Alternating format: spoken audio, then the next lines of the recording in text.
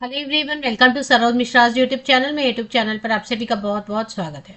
30 दिसंबर 2025 को नया भर्ती विज्ञापन जारी हो गया है। तो साल के लगभग आखिरी दिन में नया विज्ञापन देखने को मिल रहा है। टोटल 808 वैकेंसीज है। प्रवक्ता भर्ती है, लेकिन इसमें बीएड वाले अप्लाई कर सकते हैं और एलटी डिप्लोमा वाले भी अप्लाई कर सकते हैं। सब्जेक्ट काफ़ी सारे सब्जेक्ट्स हैं। 31 दिसंबर से ऑनलाइन एप्लीकेशन शुरू हो जाएगा और 20 जनवरी तक 28 जन 2026 तक आप एप्लीकेशन कर सकते हैं। जो भी कैंडिडेट एलिजिबल होंगे, इंटरेस्टेड होंगे, वो एप्लीकेशन कर सकते हैं। तो इसमें एक ही एग्जाम होगा, सिर्फ एक एग्जाम होगा। इसमें पेपर 1 पेपर 2 जरूर होगा, लेकिन एग्जाम एक ही होगा। तो एक एग्जाम के बेसिस पे फिर डॉक्यूमेंट वेरिफिकेशन वगैरह होगा और उसके बेसिस पर आपको परमानेंट नौकरी मिल जाती है। तो इसमें जो सब्जेक्ट की डिटेल है वो चेक कर लेते हैं। और टोटल लेक्चरर रिक्रूटमेंट प्रवक्ता यहाँ लिख ही दिया। प्रवक्ता दो अलग अलग इसमें ब्रांचेस रहेंगे। एक तो सामान्य शाखा रहेगा और एक महिला शाखा रहेगा। टोटल 808 वैकेंसीज है, 808 वैकेंसीज हैं। तो जो सामान्य शाखा है उसमें मेल कैंडिडेट और मेल कैंडिडेट फीमेल कैंडिडेट दोनों अप्लाई कर सकते हैं। सामान्य शाखा में टोटल 725 वैकेंसीज रहेंगी। और जो महिला शाखा है ना, तो महिला शाखा मतलब कॉलेजेस तो गवर्नमेंट ही रहते हैं, लेकिन वो उसमें वुमेन्स कॉलेज रहेगा, सिर्फ गर्ल्स पढ़ते हैं। तो वहाँ पे सिर्फ और सिर्फ फीमेल कैंडिडेट ही अप्लाई कर सकेंगे। तो कहने का मतलब है, जो महिला अभ्यर्थी हैं वो महिला शाखा में भी अप्लाई कर सकती हैं और सामान्य शाखा में भी अप्लाई कर सकती हैं। लेकिन जो पुरुष अभ्यर्थी हैं, मेल कैंडिडेट, वो सिर्फ और सिर्फ सामान्य वाली शाखा में अप्लाई करेंगे। कुल मिला के 808 वैकेंसीज हैं। सब्जेक्ट की डिटेल चेक कर लेते हैं।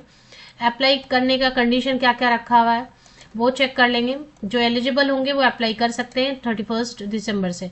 हिंदी में, सामान्य शाखा में हिंदी में टोटल 78 वैकेंसीज है अनारक्षित, ST SC OBC EWS सबके लिए।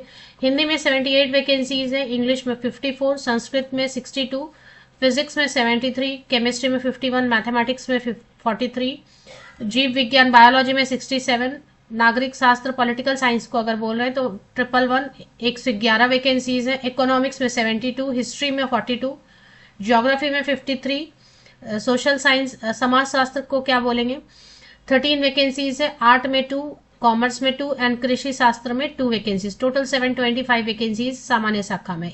अब इसका जो है ना पूरा कैटेगरी वाइज दिया हुआ है डिटेल। पीडब्ल्यूडी कैंडिडेट्स के लिए भी सीट्स रिजर्व हैं इसमें, तो पीडब्ल्यूडी कैंडिडेट्स भी चेक कर सकते हैं। अब इसमें जो है सभी पोस्ट में पीडब्ल्यूडी कैंडिडेट्स के लिए रिजर्व है सीट्स। अब इसमें जो महिला शाखा है उसमें भी सब्जेक्ट्स लगभग वही है। हिंदी में टोटल 10 वैकेंसीज है, इसमें वैकेंसीज कम है। इंग्लिश में 14, संस्कृत में 1, फिजिक्स में 7, केमिस्ट्री में 3, मैथमेटिक्स में 6, बायोलॉजी में 4, पॉलिटिकल साइंस इन सब में 4, 5, 9, 8 ऐसे है। इसमें एक एक्स्ट्रा सब्जेक्ट गृह विज्ञान दिख रहा है, होम साइंस महिला शाखा में। तो ये वैकेंसी नोटिफिकेशन रिलीज हुई उत्तराखंड की तरफ से, उत्तराखंड लोक सेवा आयोग हरिद्वार की तरफ से। बिल्कुल आज ही फ्रेश नोटिफिकेशन है। 30 दिसंबर को मैं वीडियो बना रही हूँ तब की नोटिफिकेशन है। उत्तराखंड लोक सेवा आयोग यूकेपीएससी की तरफ से ये नोटिफिकेशन जारी की गई है। इसमें जो है 30 दिसंबर से अप्लाई कर सकते हैं। और इसमें कौन कौन आवेदन कर सकते हैं, इसकी eligibility criteria, age criteria check करेंगे। अदर स्टेट के कैंडिडेट्स के लिए देखें, ये जो ग्रुप सी की पोस्ट आती है इसमें कुछ 600 रुपये टोटल। अगर सब जगह दो दो पोस्ट के लिए अप्लाई करेंगे, जैसे महिला शाखा पुरुष शाखा दोनों में अप्लाई कर रहे हैं फीमेल्स, तो उनको कुल 600 रुपये 600 रुपीज ऐसे लगेगा। नहीं तो फिर 150 ऐसे कुछ है। वो फीस की डिटेल आगे चेक करेंगे। अभी इसमें जो इन्होंने रखा हुआ एज की क्राइटेरिया वो चेक कर लेते हैं। बहुत लंबी चौड़ी एडवर्टीजमेंट इसमें भी बनी हुई है। तो मेन चीजें सर्च करना, क्योंकि इंग्लिश वाली पीडीएफ में ना आप सर्च जल्दी कर लेते हैं, हिंदी वाले में थोड़ा सर्च करने का ऑप्शन भी कम रहता है। तो आयु की सीमा चेक करते हैं और क्वालिफिकेशन चेक करेंगे। तो इन्होंने बताया जो कि पद नाम जो है प्रवक्ता है, लेक्चरर है, माध्यमिक शिक्षा विभाग। टोटल 808, 725 सामान्य शाखा, 83 महिला शाखा के लिए। 47,600 की बेसिक पे है, जिसपे कि आप सब अलावेंसेज वगैरह मिनिमम भी मिला दे तो 75,000 75,000 रुपए प्रति माह पर मंथ सैलरी आराम से बनती है। अब ये अस्थायी हो सकता है, स्थायी हो सकता है। और अभी तो न्यू पेंशन स्कीम के तहत में पेंशन जो देते हैं अंशदायी या वही देंगे। मिनिमम 21 ईयर्स का हो चुका होना चाहिए, इतनी क्वालिफिकेशन लेते लेते तो हो ही जाता है। मिनिमम 21 ईयर्स, अधिकतम जो है ना अपर एज लिमिट 42 ईयर्स। तो 21 टू 42 ईयर्स के कैंडिडेट अप्लाई कर सकते हैं। इसमें जो है जनरल के लिए वो बात करी जा रही है 42, क्योंकि अगर आप रिजर्व कैटेगरी से हैं तो फिर एज में रिलैक्सेशन मिलती है। इसमें जो क्वालिफिकेशन बता रहे हैं, प्रवक्ता समाजशास्त्र, भूगोल, अर्थशास्त्र, इतिहास, भौतिक शास्त्र, रसायन शास्त्र, गणित, अंग्रेजी, इन सब के लिए कि ग्रेजुएशन तो नहीं, पोस्ट ग्रेजुएशन चाहिए, क्योंकि मास्टर डिग्री, पोस्ट ग्रेजुएशन, स्नातकोत्तर की डिग्री चाहिए, एलटी डिप्लोमा होना चाहिए या फिर बीएड होना चाहिए, एलटी डिप्लोमा या फिर बीएड होना चाहिए। इसी तरीके से लगभग सभी विषय के लिए लगभग वही बोल रहे हैं कि राजनीति शास्त्र है तो राजनीति शास्त्र में स्नातकोत्तर, एलटी डिप्लोमा या फिर बीएड होना चाहिए। इसी तरीके से लगभग सभी सब्जेक्ट्स में सेम ही है। अगर कला वगैरह में कुछ अलग दिया हुआ है तो वो देखना पड़ेगा। कला में भी इन्होंने बीएड तो मांगा ही हुआ है, और रेखांकन, चित्रकला, ड्राइंग, डिजाइन, प्राविधिक कला, इन सब में, पेंटिंग, इसमें किसी में स्नातकोत्तर की डिग्री होनी चाहिए। अब संस्कृत में देखना पड़ेगा। संस्कृत में क्या लिखा है, भारत में विधि द्वारा किसी विश्वविद्यालय से संस्कृत में स्नातकोत्तर की उपाधि, या फिर बहुत सारे ऑप्शन दिए हुए, आचार्य, साहित्य। अगर स्नातकोत्तर की डिग्री नहीं है तो और भी ऑप्शन दिए हुए, वो आप चेक कर लीजिए। अगर आप संस्कृत वाले कैंडिडेट हो तो थोड़ा चेक कीजिए, ऑप्शंस और भी दिए हुए हैं। इसके बाद बीएड या शिक्षा शास्त्र या एलटी डिप्लोमा चाहिए ही चाहिए। तो कुछ जो सब्जेक्ट्स हैं उसमें सब में लगभग वही है, बीएड, एलटी डिप्लोमा, किसी में थोड़ा सा अलग दिया है अगर तो। आयु की गणना के लिए इन्होंने क्या बोला हुआ है कि अनरिजर्व, अनारक्षित सीट में जो जनरल में अप्लाई कर रहे हैं उनके लिए 2 जुलाई 1983 से लेके 1 जुलाई 2004, ये दोनों डेट के बीच में या इन दोनों डेट पे डेट ऑफ बर्थ है तो आप एलिजिबल हैं अनरिजर्व कैटेगरी के। अगर एसटी एससी कैंडिडेट हैं तो उन कैंडिडेट को जो रिजर्व कैटेगरी के उनको छूट मिलेगी, तो वो भी चेक करेंगे।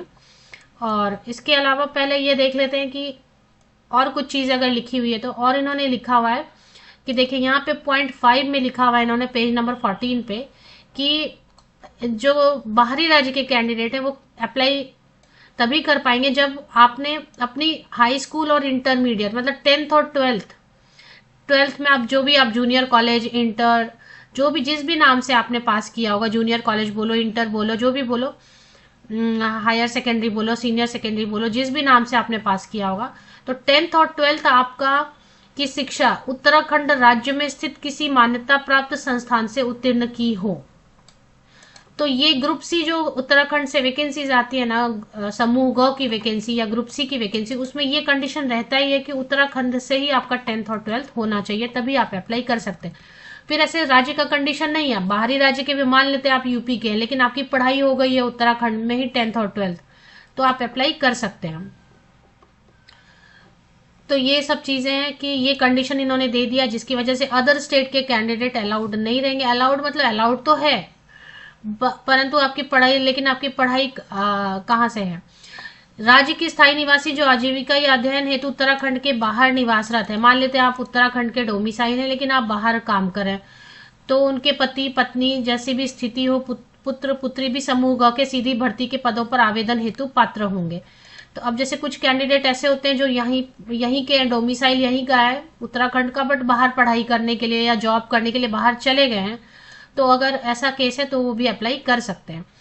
तो कुछ कुछ कंडीशन भी है इसमें, लेकिन बेसिकली तो यही हो गया ना कि जो उत्तराखंड में वही उत्तराखंड से पढ़ाई करेंगे। कुछ कैंडिडेट ऐसे रहते हैं मिलिट्री वाले वगैरह, या फिर कुछ ऐसे सेंट्रल गवर्नमेंट वाले जो कि अलग अलग स्टेट में जिनकी पोस्टिंग होती रहती है, तो हो सकता है ऐसे कुछ ही कैंडिडेट मिलेंगे, है ना।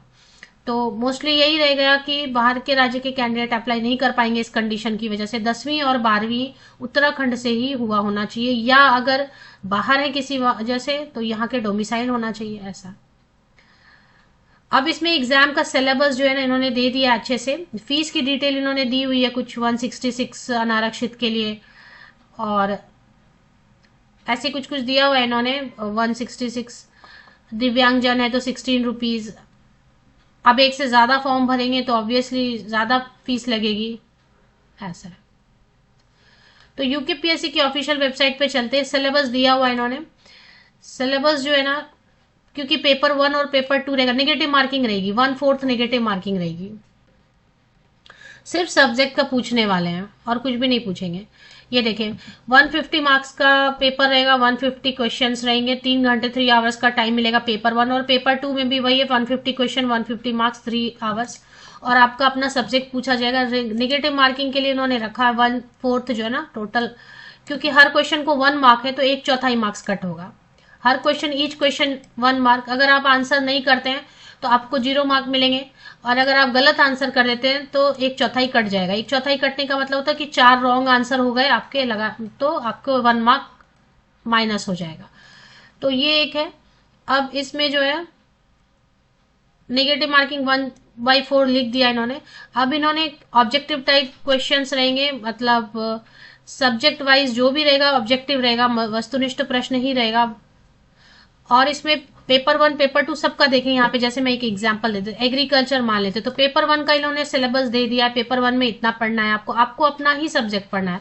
फिर पेपर 2 का भी सिलेबस दे दिया है, तो फिर पेपर 2 का सिलेबस पढ़ना है ऐसे। तो यूकेपीएससी की ऑफिशियल वेबसाइट पे एक बार चलते हैं, देखें ये उत्तराखंड लोक सेवा आयोग की ऑफिशियल वेबसाइट है। मैंने कुछ नहीं गूगल किया, यूकेपीएससी वेबसाइट, यूकेपीएससी वेबसाइट जब किया तो psc.uk.gov.in ऑफिशियल वेबसाइट की लिंक दिखाई दे रही है। लिंक दिखाई दे रही है, एक पॉपअप ओपन हुआ, पेज ओपन हो गया। अब इसमें रिक्रूटमेंट, यहाँ पे देखें ये रिक्रूटमेंट नोटिफिकेशन का एक सेक्शन बना हुआ है ना, बेल आइकन बना हुआ है, रिक्रूटमेंट नोटिफिकेशन बना हुआ है, और ये बिल्डिंग होगी शायद यूकेपीएससी की।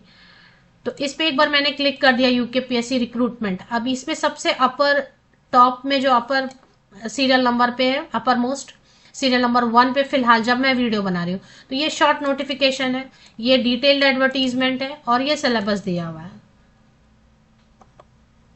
ये तीनों आप डाउनलोड कर सकते हैं। अब जो इंटरेस्टेड रहेंगे उत्तराखंड के मोस्टली जिन्होंने पढ़ाई की है या वहां के डोमिसाइल है, तो यू क्लिक हियर का ऑप्शन दिया हुआ है। स्नातकोत्तर में परसेंटेज का प्रॉब्लम नहीं है ऐसा कुछ।